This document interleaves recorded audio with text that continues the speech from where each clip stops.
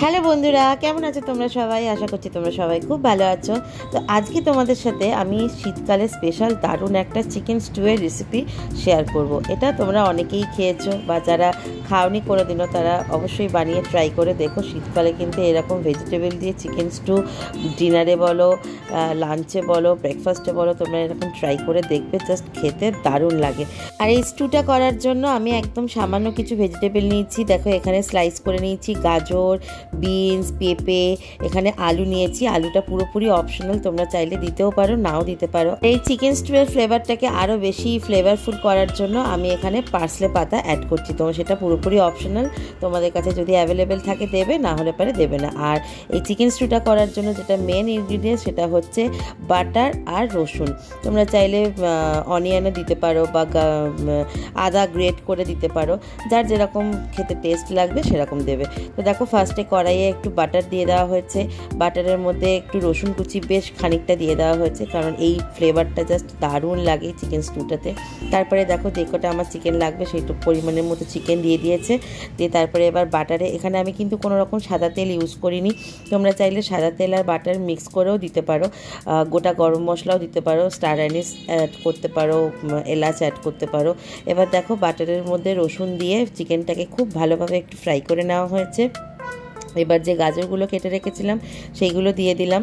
আর এটার মধ্যে এবার দেবো হচ্ছে বিনস, তারপরে পেঁপে, আলুটা কিন্তু পুরোপুরি অপশনাল, যেহেতু আমার মেয়েও খাবে, ডলুও খাবে, তো সেই জন্য আমি আলুটা দিয়েছি।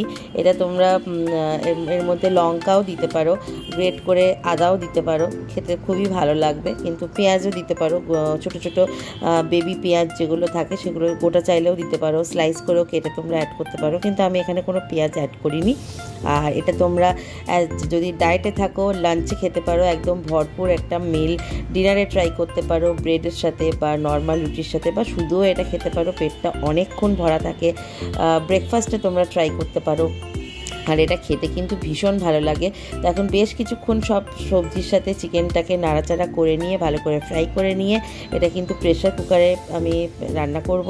প্রেশার কুকারে 2 থেকে 3টে সিটি দিয়ে দিলেই একদম দারুণ সুন্দর চিকেন স্টু রেডি হয়ে যাবে। আর এই যেহেতু চিকেন স্টু সেই জন্য জলের পরিমাণটা একটু বেশি থাকবে। যদি তারপরে তোমাদের মনে হয়ে যায় যে জলটা খুব বেশি হয়ে গেছে, সেই ক্ষেত্রে তোমরা কিন্তু অল্প একটুখানি কর্নফ্লাওয়ার অ্যাড করে স্যুপটাতে দিয়ে দিতে পারো, তাহলে স্যুপের টেক্সচারটাও একটু ঘন হয়ে যাবে। তো দেখো কি সুন্দর কালারফুল লাগছে। তোমরা কিন্তু টমেটোও অ্যাড করতে পারো। আর পার্সলে পাতা দিলে চিকেন স্টুয়ের যে ফ্লেভারটা থাকে সেটা কিন্তু ভীষণ সুন্দর লাগে খেতে।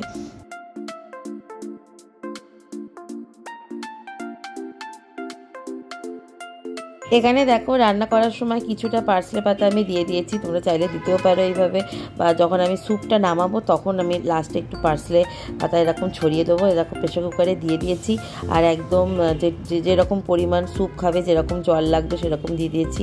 ব্ল্যাক পেপার অ্যাড করে দিয়েছি। আর এই দেখো স্যুপটা একদম নামিয়ে নিয়েছে। স্যুপটা জাস্ট এত সুন্দর একটা গন্ধ হচ্ছিলো, বাটার দেওয়া আছে, রসুনের ফ্লেভারটা আর পার্সলের ফ্লেভারটা জাস্ট অসাধারণ লাগছিল।